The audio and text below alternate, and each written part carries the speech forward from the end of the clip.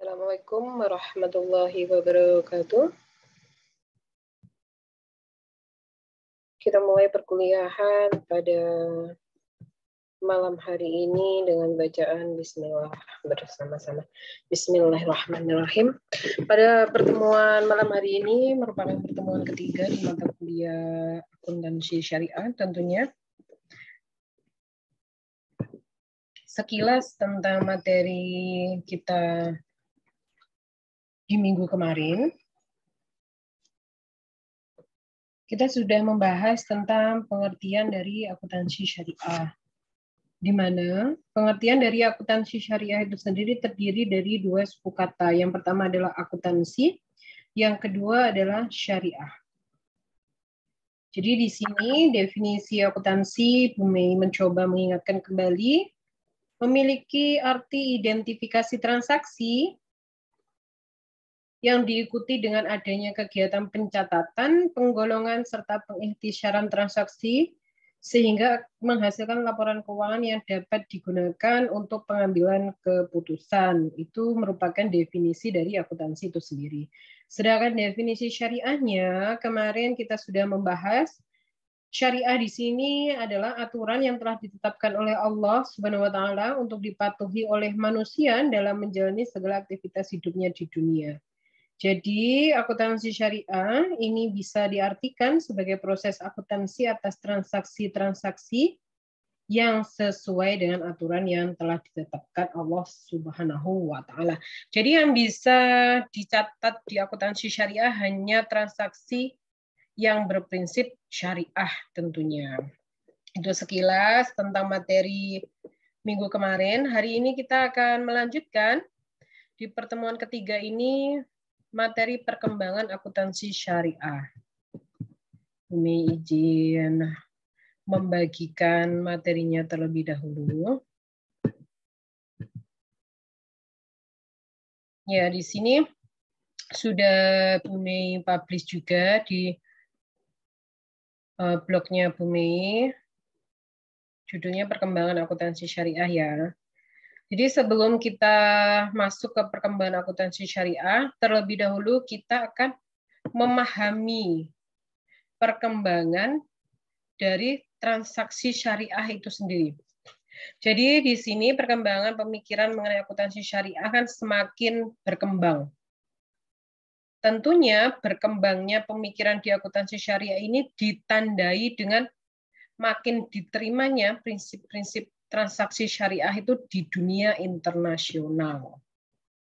Kita masuk ke poin yang pertama, perkembangan transaksi syariah. Jadi di perkembangan transaksi syariah ini diawali oleh adanya sistem perbankan syariah. Dan selanjutnya diikuti pada sektor-sektor lainnya. Jadi sektor-sektor lainnya ini non-perbankan. Kita bahas terlebih dahulu sistem perbankan syariah yang berkembang saat ini. Itu diawali dengan Midgame Local Saving Bank di Mesir itu tahun 1963. Yang kemudian diambil alih dan direstrukturisasi oleh pemerintah Mesir menjadi Nasser Social Bank pada tahun 1972. Selain itu, sistem perbankan syariah ini juga perkembangannya ya ditandai dengan pendirian Islamic Development Bank itu tahun 1975. Di negara-negara Eropa seperti Luxembourg itu tahun 1978, di Swiss itu tahun 1981, dan juga di Denmark itu tahun 1983. Sedangkan di negara-negara Asia Tenggara, perkembangan dari perbankan syariah sendiri itu ditandai di negara Malaysia, Bank Syariah itu berdiri tahun 1982. Luar biasa ya, 1982. Sedangkan di Indonesia sendiri baru ada Bank Syariah, yaitu dengan berdirinya Bank Muamalat itu tahun 1991, rekan-rekan. Jadi selisihnya antara Malaysia dengan Indonesia itu kurang lebih 11 tahun ya. Iya, 11 tahun kalau tidak salah ini. Atau 9 tahun. Oh ya, 9 tahun kurang lebihnya selisihnya. Sedangkan di Indonesia sendiri, selain diawali dengan berdirinya Bank Muamalat, juga tahun 1992 itu ada Undang-Undang Nomor 2 Tahun 1992 tentang perbankan. Dan dijabarkan lagi dalam Peraturan Pemerintah Nomor 72 Tahun 1992. Kesempatan untuk pelaksanaan bank syariah tentunya. Sampai di tahun 1998 di Indonesia baru ada 1 bank syariah dan 78 bank perkreditan rakyat syariah BPRS yang beroperasi. Itu tahun 98. Di tahun 1998, mendukung perkembangan bank syariah di Indonesia dikeluarkan Undang-Undang Nomor 10 Tahun 1998. Selanjutnya, Undang-Undang Nomor 23 Tahun 99 hingga Undang-Undang Nomor 21 Tahun 2008 tentang perbankan syariah. Dengan disahkan undang-undang tersebut, perkembangan perbankan syariah tentunya terus berkembang meningkat dengan sangat tajam.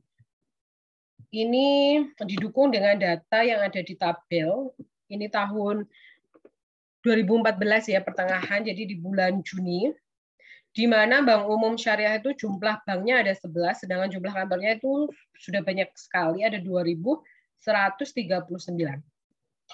Selain Bank Umum Syariah, di Juni 2014 juga terdeteksi adanya unit usaha syariah, di mana jumlah banknya itu sebanyak 23 dengan jumlah kantornya 425. Selain itu ada BPR Syariah, Bank Perkreditan Rakyat Syariah, ini jumlah banknya 163 sampai Juni 2014, dan jumlah kantornya ada 429. Ini merupakan bukti nyata perkembangan perbankan syariah yang ada di Indonesia. Dengan semakin banyaknya Bank Umum Syariah, unit usaha syariah, dan BPR Syariah.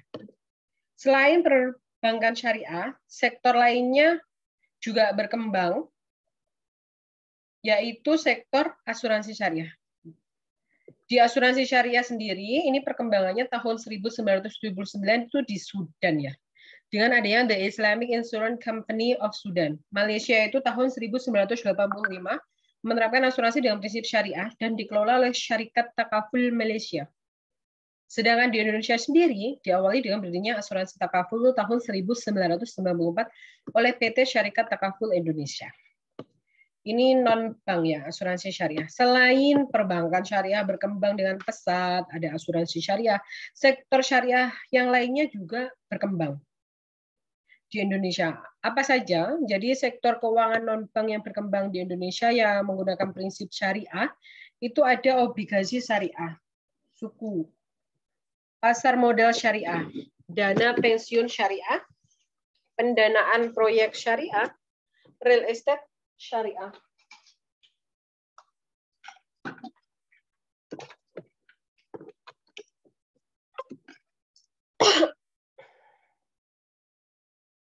Ini datanya perkembangan keuangan yang non syariah ya. Kita masuk ke pertengahan bulan Juni yang tadi tahun 2008 kan di atas disebutkan sudah disahkan undang-undang tentang perbankan syariah.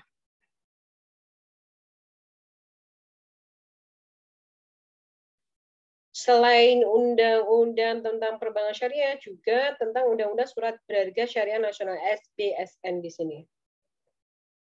Nah, dengan ditandai perkembangan transaksi syariah di dunia internasional dan juga di Indonesia, tentunya ini yang menjadi latar belakang yang melatar belakangi perkembangan akuntansi syariah itu sendiri.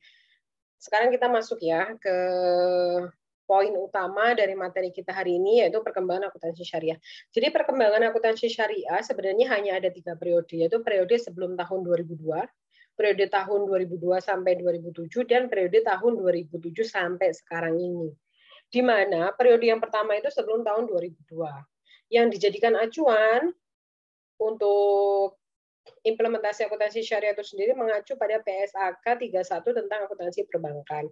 Jadi di PSAK 31 tentang akuntansi perbankan tentunya ada beberapa poin yang tidak bisa dipakai ketika kita sedang menginput data tentang transaksi syariah. Karena di PSAK 31 ini banyak sekali istilah-istilah yang dipakai di operasional yang konvensional tentunya. Jadi tidak pas redaksinya ketika dipakai di transaksi yang syariah seperti itu. Jadi memang ada istilah kayak kredit itu kan tidak sesuai, kalau di prinsip syariah kan memang pembiayaan ya. Jadi banyak sekali di sini memang paragraf-paragrafnya yang bertentangan dengan prinsip syariah di PSAK 31.